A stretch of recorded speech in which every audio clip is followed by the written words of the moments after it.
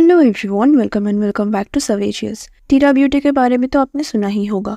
ये कोई beauty brand तो नहीं है, बट ये एक ब्यूटी रिटेल प्लेटफॉर्म है जहाँ आप ब्यूटी प्रोडक्ट्स बाय कर सकते हो। जैसे for example there is Nykaa, Purplle जैसे ऐप्स जहाँ आपको सारे मेकअप एंड स्किन केयर के प्रोडक्ट्स मिल जाएंगे। वैसे ही रिलायंस रिटेल, जो कि मुकेश अंबानी की कंपनी है, उन्होंने ही लॉन्च किया टीरा ब्यूटी। इसकी फाउंडर है मुकेश अंबानी की डॉटर ईशा अंबानी। अब क्योंकि ये एशिया का सबसे अमीर इंसान का ब्रांड था, तो लोगों को इससे काफी ज्यादा एक्सपेक्टेशन था। लोग कहने लगे कि नायका, पर्पल जैसे ब्रांड्स के लिए टीरा एक टफ कंपटीशन होगा। They might even lose their market. इस ब्रांड का फेस भी बनाया गया कियारा अडवाणी, सुहाना खान एंड करीना कपूर को। अब इसके लॉन्च होने के कुछ मंथ तक तो लोग बहुत खुश थे। टीरा से ऑर्डर करने से उन्हें अच्छे खासे ऑफर भी मिल रहे थे एंड ओवरऑल उसकी सर्विस अच्छी थी, तो मतलब कस्टमर खुश थे। लेकिन फिर कुछ मंथ बाद लोग काफी ज्यादा इशू फेस कर रहे थे, जैसे उनका कस्टमर केयर का रिस्पांस ना करना। लाइक कभी भी अगर हम किसी ऐप से शॉपिंग करते हैं और उस ऑर्डर से रिलेटेड कुछ प्रॉब्लम हम फेस करते हैं, तो हम उनके कस्टमर केयर को कांटेक्ट करते हैं, और अगर वही रिस्पांस ना करे तो कस्टमर्स अपना प्रॉब्लम किससे शेयर करेंगे। और लोगों को आइटम रिटर्न करने में या एक्सचेंज करने में भी प्रॉब्लम हो रहा था, और कुछ लोगों को तो रिफंड्स भी नहीं मिल रहा था। तो ऐसे प्रॉब्लम्स लोग फेस कर रहे थे।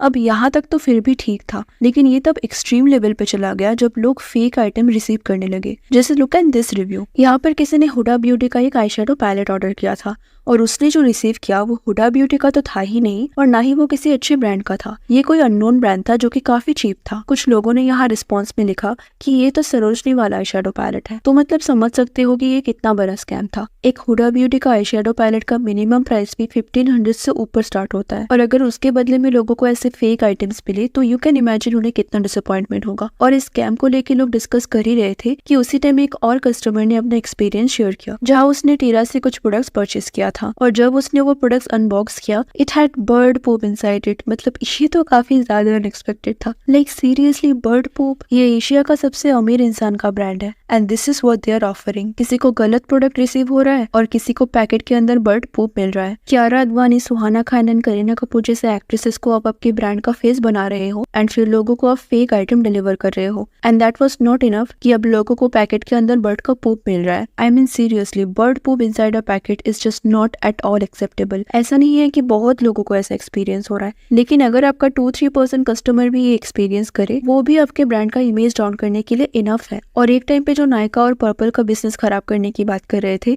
आज उनका ही बिजनेस रिस्क पे है। ऐसे ही दीपिका पादुकोण ने भी 2022 में उनका खुद का ब्यूटी ब्रांड 82 डिग्री लॉन्च किया था। इसका मार्केटिंग इतने अच्छे से किया गया कि लोगों को लगा it will make a big name. सारे इन्फ्लुएंसर्स इसको प्रमोट कर रहे थे, और दीपिका ने भी अपने पॉपुलैरिटी को इसके मार्केटिंग में अच्छे से यूज किया। जैसे वो अपने सेलिब्रिटी फ्रेंड्स के साथ ये प्रमोट कर रही थी। शाहरुख खान के साथ भी दीपिका ने एक रील बनाया था जहाँ he was trying her products. In fact सारे इन्फ्लुएंसर्स इसके बहुत अच्छे रिव्यूज दे रहे थे। अब इन प्रोडक्ट्स का एक नेगेटिव साइड था, वो था उसका हाई प्राइस। मतलब इंडिया में मेजॉरिटी ऑफ पीपल अच्छे प्रोडक्ट्स अफोर्डेबल प्राइस में ढूंढते हैं, और आजकल मार्केट में भी एक से बढ़कर एक ब्रांड आ गया है, वो भी अफोर्डेबल प्राइस में। तो ये उनके ब्रांड का एक डिसएडवांटेज था। लेकिन फिर भी प्रोडक्ट्स की इतनी अच्छी रिव्यू देख के लोग इसे ट्राई कर रहे थे। लोगों को बहुत ज्यादा एक्सपेक्टेशन भी था, बट कुछ टाइम बाद इसका भी ऑनेस्ट रिव्यू आने लगा, जहाँ कुछ लोगों को इन प्रोडक्ट से एलर्जीज एंड रैशेस आने लगे। अब हमें पता है कि जिनका स्किन सेंसिटिव होती है उनके लिए पैच टेस्ट इज मस्ट। उन्हें कोई भी प्रोडक्ट यूज करने से पहले उसका पैच टेस्ट कर लेना चाहिए, और ये हर ब्रांड मेंशन भी करते हैं। बट यहाँ जो रिव्यूज थे इट वाज डिफरेंट। कुछ कस्टमर्स ने क्लेम किया कि उनका स्किन सेंसिटिव नहीं है, और ना ही प्रोडक्ट में मेंशन किया गया इंग्रेडिएंट से उनका कोई एलर्जी है, लेकिन इसके बाद भी प्रोडक्ट यूज करने से उन्हें एलर्जीज एंड रैशेस आने लगी। एंड मेजॉरिटी ऑफ कस्टमर्स का कहना था कि प्राइस के हिसाब से ये उतना इफेक्टिव नहीं था जितना होना चाहिए। इस प्राइस रेंज में मार्केट में उन्हें इससे 10 टाइम्स बेटर प्रोडक्ट मिल जाएंगे, तो फिर कोई इतना एक्सपेंसिव प्रोडक्ट क्यों यूज करेगा।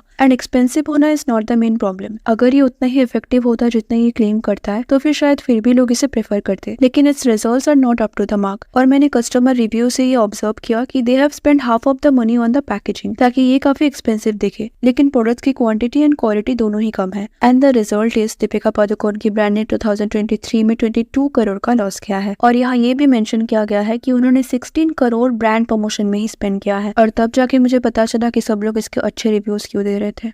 तो दीपिका ने अपना प्रोडक्ट इतना ओवर हाइप कर दिया कि लोगों को एक्सपेक्टेशन में बहुत बढ़ गया, और जब रिजल्ट अच्छा नहीं आया तो उनका एक्सपेक्टेशन हर्ट हो गया। यही अगर हम कैटरीना कैफ की ब्यूटी ब्रांड की बात करें, तो उन्होंने 2019 में अपना ब्यूटी ब्रांड की ब्यूटी लॉन्च किया था, लेकिन तब ना इसे उतना हाइप नहीं किया गया। इनफैक्ट ज्यादातर लोगों को अभी रिसेंटली 1-2 साल में पता चला कि ये एक्चुअली कैटरीना कैफ की ब्रांड है। मतलब इसे उतना ओवर हाइप नहीं किया गया। और अभी अगर आप इसका रिव्यू देखोगे तो इट्स एक्चुअली वेरी गुड। और इसका जो सबसे पॉजिटिव साइड है वो है इसका अफोर्डेबल प्राइस। और जो सबसे इम्पोर्टेंट पॉइंट है वो है इसके प्राइस के साथ साथ लोगों को इसका क्वालिटी भी बहुत पसंद आ रहा है। और यही तो लोग चाहते हैं, राइट? अच्छी क्वालिटी विद अफोर्डेबल प्राइस। और कटरीना का मार्केटिंग प्लान भी काफी स्मार्ट था। She did not try to force it on people's face. जब अपने ब्रांड्स को मार्केटिंग के टाइम सेलिब्रिटीज काफी ओवर हाइप कर देते हैं ना, तो लोगों का एक्सपेक्टेशन भी काफी हाई हो जाता है। और जब वो अच्छा परफॉर्म नहीं करता या एवरेज परफॉर्म करता है तो लोग डिसअपॉइंट हो जाते हैं। And one thing Katrina did right was not over hyping her brand. हाँ, ऐसा नहीं है कि उन्होंने अपने ब्रांड का प्रमोशन किया ही नहीं, लेकिन जितना डेस्परेटली दीपिका ने अपने ब्रांड को प्रमोट किया, कटरीना ने ये गलती नहीं किया।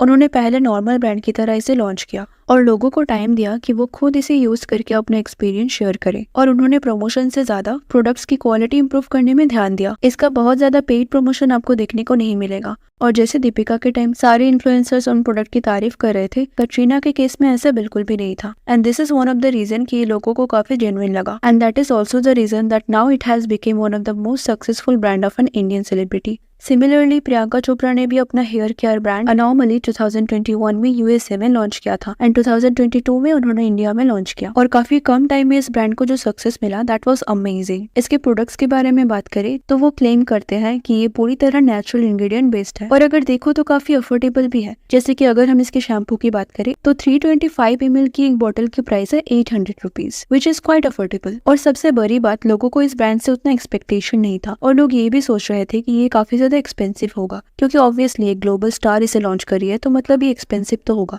बट ऐसा कुछ नहीं हुआ और इसका रिजल्ट भी लोगों को काफी अच्छा लगा। So affordable price plus good result is equals to success. और सिर्फ इंडिया में ही नहीं, वेस्टर्न कंट्रीज में भी लोग इसे काफी पसंद करने लगे। और मुझे शौक तब लगा जब वेल्दिएस्ट सेलिब्रिटी ब्रांड की लिस्ट में प्रियंका चोपड़ा की ब्रांड ने काइली जेनर की काइली कॉस्मेटिक एंड सेलेना गोमेज की रियर ब्यूटी को भी पीछे छोड़ दिया। और अगर देखो तो इट्स अ बिग अचीवमेंट, क्योंकि उन दोनों की ही ब्रांड प्रियंका चोपड़ा के ब्रांड से काफी पुराना है। तो यू कैन इमेजिन कितने कम टाइम में प्रियंका चोपड़ा ने ये अचीव किया। And this year Kriti Sanon ने भी अपना beauty skin care brand hyphen launch किया एंड कृति मोस्टली अपने ब्रांड को खुद ही प्रमोट करती है, which is something I really like about her marketing strategy, कि वो भी उसको बहुत ज्यादा ओवर हाइप नहीं कर रही and she is marketing her own products on her own. और अगर रिव्यूज की बात करो तो obviously it is mix of both good and bad reviews. इसका प्राइस रेंज भी देखो तो इट्स एवरेज, बहुत ज्यादा भी नहीं है और बहुत कम भी नहीं। और भी बहुत सारे सेलिब्रिटीज ब्रांड है जिसके बारे में बहुत कम लोगों को पता है, जैसे star struck by Sunny Leone. ये भी एक ब्यूटी ब्रांड है। इसकी प्रोडक्ट देखो तो वो मुझे काफी एक्सपेंसिव लगा और रिव्यू की बात करो तो इसकी बहुत ज्यादा रिव्यू नहीं है, तो मतलब बहुत कम लोगों को पता है इस ब्रांड के बारे में। और मैंने सनी लियोनी को भी उतना प्रमोट करते हुए नहीं देखा। सोनाक्षी सिन्हा ने भी अपना nail brand so easy launch किया था 2022 में और इसका भी मुझे कुछ खास रिव्यूज नहीं मिला, तो मतलब अभी भी लोगों को उतना ज्यादा पता नहीं है। So that was it for today. What's your thought on this? क्या आपने इनमें से किसी भी प्रोडक्ट को यूज किया है? और अगर किया है तो आपका क्या सोचना है कमेंट सेक्शन में बताओ। और अगर वीडियो अच्छी लगी तो चैनल को लाइक कर देना और ऐसे और वीडियोस के लिए चैनल को सब्सक्राइब कर देना। Thanks for watching, see you in the next, take care.